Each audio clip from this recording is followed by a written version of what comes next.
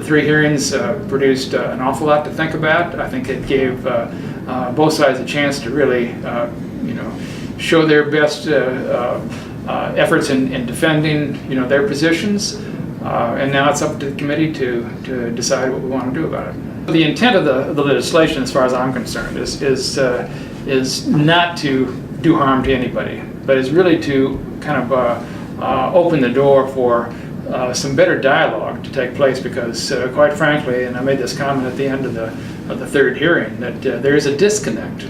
In terms of whether genetically engineered foods are safe, no, there is not enough data to demonstrate that. I just think that the idea that this hasn't been studied enough is just bogus. It's just not true, and it's misinformed. Consumers aren't really quite all believing what industry is promoting, and maybe it's because there's not been enough objective scientific information to really prove the case. The companies, they do a few small studies themselves and will tend to say, well, these crops don't look any different, therefore there's no problem. The European Union on its own spent over a 25-year period what in US dollars is about $450 million, involving as many as 500 independent organizations.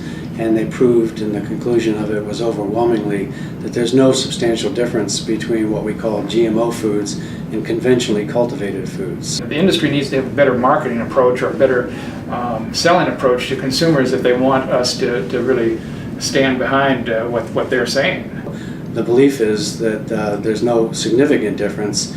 Of course, our FDA only requires foods to be labeled for nutritional content. The method of genetic engineering, whether it's an old genetic engineering or a new genetic engineering, the FDA doesn't feel that we need to know that, and the European Union agrees.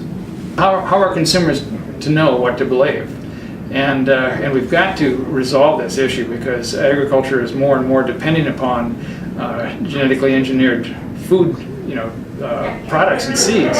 The whole industry of producing genetically engineered seeds and growing genetically engineered crops, is done with some good intentions. I would agree with that.